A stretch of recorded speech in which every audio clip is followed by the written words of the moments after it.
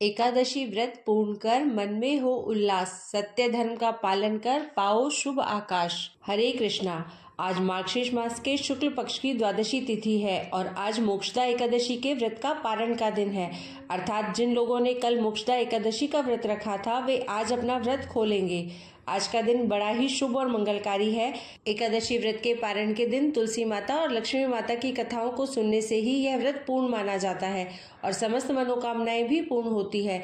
जिन लोगों ने व्रत नहीं भी रखा था उन्हें भी द्वादशी के दिन तुलसी माता की कथाओं को सुनने से धन संपत्ति और अनंत शुभ फलों की प्राप्ति होती है। तो आइए भगवान श्री लक्ष्मी नारायण जी के चरणों का ध्यान करते हुए इन कथाओं को सुनते हैं। किंतु एक बात का विशेष ध्यान रखिएगा कि इन कथाओं को पूरा अवश्य सुनिएगा, क्योंकि आधी अधूरी कथाओं को सुनने से पूर्ण फल प्राप्त नहीं होता है। तो आइए सुनते हैं तुलसी माता की संपूर्ण कथा। तुलसी माता की महिमा अपार, सदा भक्तों का भरती भंडार। राम के चरणों में बसी जिनकी प्रीत, धरती पर आई लो उनका मन जीत। तुलसी माता को हरिप्रिया भी कहा जाता है। जितना भगवान श्री हरि विष्णु सोने चांदी हीरे मोती और रत्नों से प्रसन्न नहीं होते हैं, उतना सिर्फ तुलसा दल से प्रसन्न हो जाते हैं। सच्ची श्रद्धा भाव से तुलसा दल भगवान विष्णु को अर्पित करने से मनुष्य के सभी संकट कट जाते हैं और मनोकामनाओं की पूर्ति होती है। शास्त्र अनुसार एकादशी के दिन तुलसी जी में कभी भी जल नहीं चढ़ाना चाहिए, क्योंकि तुलसी महारानी स्वयं भगवान विष्णु की प्रसन्नता के लिए एकादशी का निर्जला व्रत रखती हैं। लेकिन द्वादशी के दिन व्रत के पारण के समय तुलसी माता को जल अवश्य चढ़ाना चाहिए और पूरे विधि विधान से पूजा पाठ करके उनकी कथाओं को सुनकर ही अपना व्रत खोले। अब आइए श्रवण करते हैं तुलसी माता की कथा। इस कथा को सुनने से एकादशी के व्रत का संपूर्ण फल मिल जाता है। तो आइए प्रसन्नचित्त मन से इस कथा को सुनते हैं। सावर्णी मुनि की पुत्री तुलसी अपूर्व सुंदरी थी। उनकी इच्छा थी कि उनका विवाह भगवान नारायण के साथ हो। इसके लिए उन्होंने नारायण पर्वत की घाटी में स्थित बद्रीवन में घोर तपस्या की। दीर्घ काल तक तपस्या के उपरांत ब्रह्मा जी ने प्रसन्न होकर दर्शन दिए और वर मांगने को कहा। तुलसी जी ने कहा, सृष्टिकर्ता ब्रह्मदेव, आप अंतर्यामी हैं, सबके मन की बात जानते हैं। फिर भी मैं अपनी इच्छा आपसे बताती हूँ। मैं चाहती हूँ कि भगवान श्री नारायण मुझे पति रूप में मिले। ब्रह्मा जी ने कहा, तुम्हारा अभिष्ट तुम्हें अवश्य मिलेगा। अपने पूर्व जन्म में किसी अपराध के कारण तुम्हें श्राप मिला है।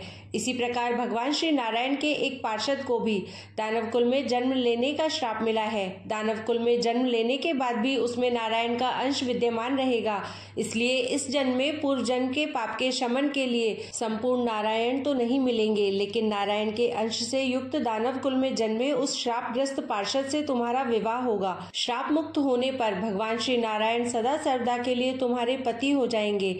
तुलसी ने ब्रह्मा जी के इस वर को स्वीकार किया, क्योंकि मानव कुल में जन्म के कारण उस मायावी भोग को तो भोगना ही था। तुलसी बद्री वन में ही रहने लगी। नारायण का वह पार्षद दानव कुल में जलंधर के नाम से पैदा हुआ था। कुछ दिनों बाद वह भ्रमण करता हुआ बद्री वन में आया। यहाँ तुलसी को देखते ही वह उन पर मंत्र मुग्ध हो गया। तुलसी के सामने उसने अपने विवाह का प्रस्ताव रखा। इतने में ही वहाँ ब्रह्मा जी आ गए और तुलसी से कहा, तुलसी, जलंधर को देखो, कैसा देवोपम उसका स्वरूप है। दानव कुल में जन्म लेने के बाद भी लगता है जैसे इसके शरीर में नारायण का वास हो। तुम इस प्रस्ताव को सहर्ष स्वीकार कर लो। तुलसी को भी लगा कि उसकी तपस्या पूर्ण हुई और उसे इच्छित फल मिला है। जलंधर के साथ उसका गंधर्व विवाह हो गया और वह जलंधर के साथ उसके महल में पत्नी बनकर आ गई। जलंधर ने अपनी परम सुंदरी सती साध्वी पत्नी तुलसी के साथ बहुत दिनों तक राज्य किया। उसने अपने राज्य का इतना विस्तार किया कि देवलोक तक उसके अधिकार में आ गया। स्वर्ग का सुख भोगने वाले देवताओं की दशा भिखारियों जैसी हो गई। जलंधर किसी को कष्ट नहीं देता था, पर अधिकार और राज्य छिन जाने से सभी देवता मिलकर ब्रह्मा, विष्णु और शिव जी की सभा में गए तथा अपनी विपत्ति सुनाई। ब्रह्मा जी ने कहा, तुलसी परम साध्वी है, उसका विवाह जलंधर से मैंने ही कराया था। जलंधर को तब तक नहीं हराया या मारा जा सकता जब तक तुलसी को न छला जाए। ब्रह्मा जी की बात सुनकर भगवान श्री हरि विष्णु जी ने कहा, जलंधर पूर्व जन्म में मेरा पार्षद था। श्राप के कारण उसे दैत्य कुल में जन्म लेना पड़ा। इस जन्म में भी मेरा अंश उसमें व्याप्त है। साथ ही तुलसी के पतिव्रता धर्म से वह अजेय है। फिर देवताओं की सहमति से भगवान शिव ने जलंधर के पास संदेश भेजा कि या तो वह देवताओं को राज्य लौटा दे या फिर उनसे युद्ध करे। जलंधर भगवान शंकर के पास पहुंचा और कहा, हे देवों के देव महादेव, आपके लिए देवताओं का पक्ष लेना उचित नहीं है। राज्य बढ़ाना हर राजा का कर्तव्य है। मैं किसी को दुखी नहीं कर रहा हूँ। देवताओं से कहिए कि वे मेरी प्रजा बनकर रहे। मैंने उनका कोई भी अपमान नहीं किया है। हमारा आपका युद्ध शोभा नहीं देता है। अगर आप हार गए तो बड़ी लज्जा की बात होगी। मैं हार गया तो आपकी कीर्ति बहुत अधिक नहीं बढ़ेगी। जलंधर की बातें सुनकर भगवान शंकर हंसने लगे। वे तो सब रहस्य समझते थे। तुलसी और जलंधर के पूर्व जन्म के श्राप की अवधि लगभग पूरी हो चुकी थी। फिर शंकर जी बोले, इसमें कीर्ति और लज्जा की बात नहीं है। तुम देवों को राज्य लौटाकर उन्हें उनके पद पर प्रतिष्ठित होने दो। युद्ध से बचने का यही एकमात्र उपाय है। जलंधर ने कहा, मैंने युद्ध के बल से देवलोक जीता है। कोई उसे युद्ध के द्वारा ही वापस ले सकता है। यह मेरा अंतिम उत्तर है। अब मैं जा रहा हूँ। ऐसा कहकर जलंधर वहां से चला गया।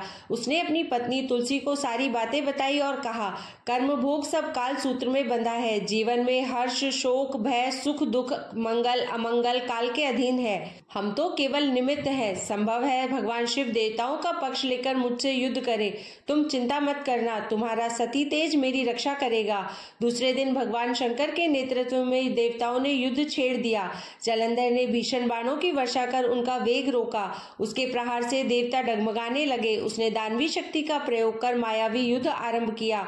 युद्ध स्थल पर वह किसी को भी दिखाई नहीं देता था, पर उसके अस्त्र शस्त्र प्रहार कर देवों को घायल कर रहे थे। देवगण अपने अस्त्र चलाएं तो किस पर चलाएं, क्योंकि कोई शत्रु सामने था ही नहीं। कई दिनों तक इस तरह भयंकर युद्ध चला और जलंधर पराजित नहीं हुआ। तब शिवजी ने विष्णु से कहा, विष्णु कुछ तो उपाय करो, अन्यथा मेरा तो सारा यश मिट्टी में मिल जाएगा। विष्णु जी ने सोचा, बल से तो जलंधर को हराया नहीं जा सकता, इसलिए छल का ही सहारा लेना पड़ेगा। उन्होंने तुरंत अपना स्वरूप जलंधर जैसा बनाया और अस्त्र शस्त्र से सुसज्जित हो तुलसी जी के पास पहुंच गए। बोले, प्रिय, मैं युद्ध जीत गया। सारे देवता भगवान शंकर समेत हार गए। इस खुशी में आओ, मैं तुम्हें अपने अंक से लगा लूं। पति को प्रत्यक्ष खड़ा देख तथा विजय का समाचार सुन वह दौड़कर मायावी जलंधर के गले से लिपट गई। इस प्रकार पति पत्नी दोनों ने आलिंगन कर बहुत खुशी मनाई। पर पुरुष के साथ इस प्रकार के व्यवहार से उसका सती तेज नष्ट हो गया। उसका सती तेज जो जलंधर की कवच के रूप में रक्षा कर रहा था, वह कवच नष्ट हो गया। जलंधर शक्तिहीन हो गया। यह जानते ही भगवान शंकर ने अपने त्रिशूल से प्रहार किया। त्रिशूल के लगते ही जलंधर जलकर भस्म हो गया। जलंधर के मरने की बात को जानकर भगवान विष्णु अपने असली रूप में आ गए। सामने अपने पति जलंधर के स्थान पर भगवान विष्णु को खड़ा देख तुलसी बहुत विस्मित हुई। उसे पता लग गया कि स्वयं नारायण ने उसके साथ छल किया है। क्रोध में आकर तुलसी जी ने भगवान विष्णु को श्राप देते हुए कहा, एक सती स्त्री का सतीत्व भंग करने के अपराध में तुम हृदयहीन पत्थर हो जाओ। विष्णु जी ने तुलसी के श्राप को शिरोधार्य कर कहा, देवी, तुम्हारे तथा जलंधर के कल्याण के लिए मुझे ऐसा करना पड़ा। तुम दोनों को श्राप मुक्त करना था। तुम भी अब अपना शरीर त्याग कर तुलसी बिरवा के रूप में जन्म लोगी और मेरी पूजा तुलसी दल से होगी।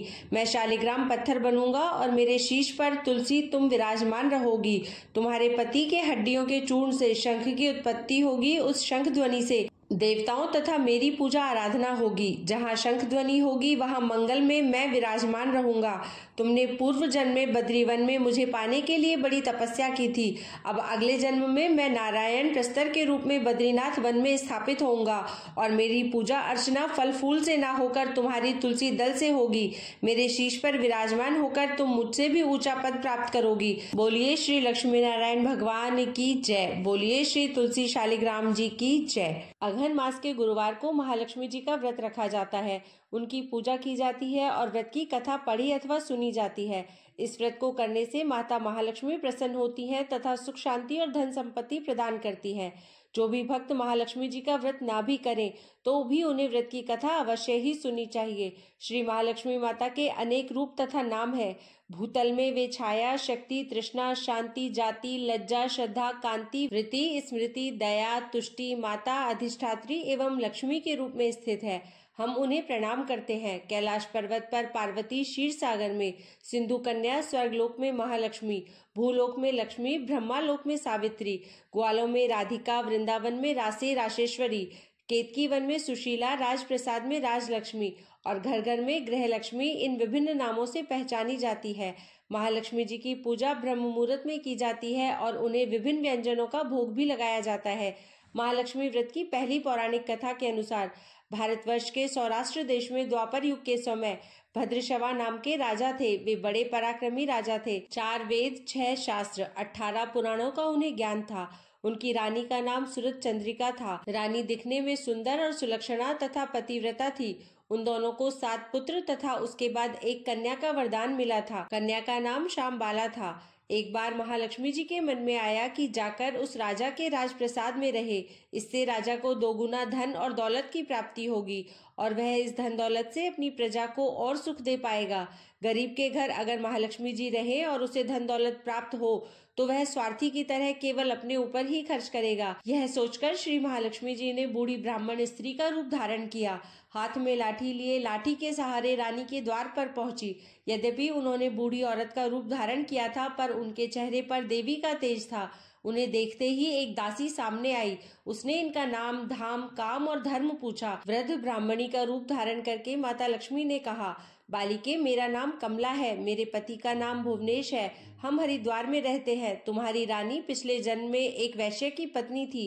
वह वैश्य गरीब था और दारिद्र्य के कारण हर रोज घर में झगड़े होते थे तथा उसका पति रोज उसे मारता था।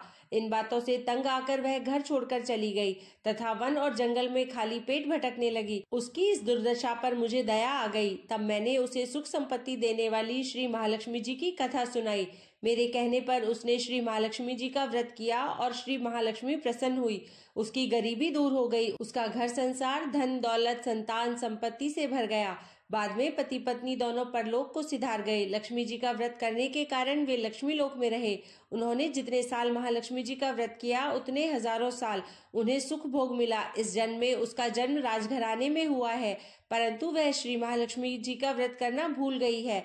उसे यह याद दिलाने के लिए मैं यहाँ आई हूँ। बुढ़िया की बातें सुनकर दासी ने उन्हें प्रणाम किया तथा श्री महालक्ष्मी जी का व्रत किस तरह किया जाए इसके बारे में पूछा। तो बुढ़िया रूप धारण किए हुए श्री महालक्ष्मी माता ने दासी को पूजा की विधि तथा महिमा बताई। इसके बाद वह दासी माता को प्रणाम करके रानी को यह बात बताने अंदर चली गई। राज वैभव में रहते हुए रानी को अपने ऐश्वर्य का बहुत घमंड हो गया था। संपत्ति और अधिकार की वजह से वह उन्मत्त हो गई थी। दासी के द्वारा बताई गई बुढ़िया की बातें सुनकर वह आग बबूला होकर राजद्वार पर आकर बुढ़िया रूपी श्री महालक्ष्मी पर बरस पड़ी। उसे यह मालूम नहीं था कि श्री महालक्ष्मी माता बुढ़िया का रूप धारण किए द्वार पर आई है, परंतु रानी का इस कदर रूखा बर्ताव तथा अपना अनादर देखकर माता ने वहां ठहरना ठीक नहीं समझा और वे वहां से चल पड़ी। राह में उन्हें राजकुमारी शामबाला मिली। उन्होंने शामबाला को सारी बात बताई। शामबाला ने अपनी ओर से श्री महालक्ष्मी माता से क्षमा मांगी। माता को उस पर दया आई और उन्होंने शामबाला को श्री महालक्ष्मी व्रत के बारे में बताया। उस दिन अघन मास यानी मार्गशीर्ष मास का पहला गुरुवार था। शामबाला ने परम श्रद्धा से श्री महालक्ष्मी जी का व्रत रखा। फलस्वरूप राजा सिद्धेश्वर के पुत्र से उसका विवाह हुआ। वह धन दौलत ऐश्वर्य और वैभव से मालामाल हो गई। पति के साथ ससुराल में आनंद से दिन बिताने लगी। इधर श्री महालक्ष्मी का रानी पर प्रकोप हुआ। फलस्वरूप राजा भद्रशवा का राज्य एवं राज कारोबार नष्ट हो गया। यहाँ तक कि खाने के भी लाले पड़ गए। ऐसी हालत में एक दिन रानी ने राजा से निवेदन किया कि हमारा दामाद इतना बड़ा राजा है, धनवान है, ऐश्वर्यशाली है, क्यों ना उसके पास जाए, अपना हाल उसे बताए, वह जरूर हमारी मदद करेगा। इस बात पर राजा भद्रशवा दामाद के पास रवाना हुए। राज्य में पहुंचकर एक तालाब के किनारे थोड़ी देर विश्राम करने के लिए ठहरे। तालाब से पानी लेने आते जाते दासियों ने उन्हें देखा। उन्होंने विनम्रता से पूछताछ की। जब उन्हें यह मालूम हुआ कि वे रानी शामबाला के पिता हैं, तो दौड़ते हुए जाकर उन्होंने रानी को सारी बात बताई। रानी ने दासी के हाथ राज परिधान भेजकर बड़े ठाट से उनका स्वागत तथा आदर सत्कार किया। खान पान करवाया। जब वे लौटने लगे तो सोने की मोहरों से भरा घड़ा दिया। राजा भद्रशवा जब वापस लौटे तो उन्हें देखकर रानी सूरज चंद्रिका बहुत खुश हुई। उन्होंने सोने की मोहरों से भरे घड़े का मुंह खोल दिया, पर हाय भगवान, घड़े में धन के बदले कोयले मिले। यह सब श्री महालक्ष्मी जी के प्रकोप से हुआ है। इस प्रकार दुर्दशा में और कई दिन बीत गए। इस बार रानी स्वयं अपनी कन्या के पास गई। वह दिन अघन माह का अंतिम गुरुवार था। शामबाला ने श्री महालक्ष्मी जी का व्रत किया, पूजा की, अपनी माता से भी व्रत करवाया। इसके बाद रानी अपने घर आई। श्री महालक्ष्मी जी का व्रत रखने पर उसे फिर से अपना राजपाट, धन दौलत, ऐश्वर्य प्राप्त हुआ। वह फिर से सुख शांति आनंदमय जीवन बिताने लगी। कुछ दिनों बाद राजकन्या श्यामबाला अपने पिता के घर आई।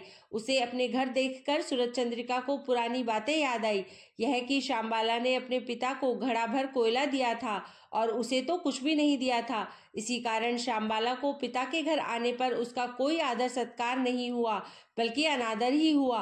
पर उसने इस बात का बुरा नहीं माना। अपने घर लौटते समय उसने पिता के घर से थोड़ा नमक ले लिया। जब श्यामबाला अपने घर लौटी तो उसके पति ने पूछा, अपने मायके से क्या लाई हो? इस पर उसने जवाब दिया, वहां का सार लाई हूँ। पति ने पूछा, इसका मतलब क्या हुआ? तो श्यामबाला ने कहा, थोड़ा धीरज रखे, सब मालूम हो जाएगा। उस दिन श्यामबाला ने सारा भोजन नमक डाले बिना बनाया और परोसा। पति ने खाना चखा, सारा खाना नमक के बिना था, इसीलिए स्वाद न आया। फिर श्यामबाला ने थाली में नमक डाला, इससे सारा भोजन स्वादिष्ट लगने लगा। तब श्यामबाला ने पति से कहा, यही है वह मायके से लाया हुआ सार। पति को उसकी बात सही लगी। फिर वह दोनों हंसी मजाक करते हुए भोजन करने लगे। कहा गया है कि इस तरह जो कोई श्रद्धा भाव से श्री महालक्ष्मी जी की पूजा करे उसे माता की कृपा प्राप्त होती है, सुख संपत्ति शांति प्राप्त होती है, उसकी सभी मनोकामनाएं पूर्ण होती है। परंतु यह सब प्राप्त होने पर माता की पूजा को भूलना नहीं चाहिए। हर गुरुवार को व्रत पाठ अवश्य करना चाहिए। इस तरह श्री महालक्ष्मी की महिमा भक्तों की मनोकामना पूरी करती है। इस प्रकार श्री अघन बृहस्पति व्रत कथा या श्री महालक्ष्मी जी की गुरुवार की कथा संपूर्ण होती है। बोलिए श्री महालक्ष्मी जी की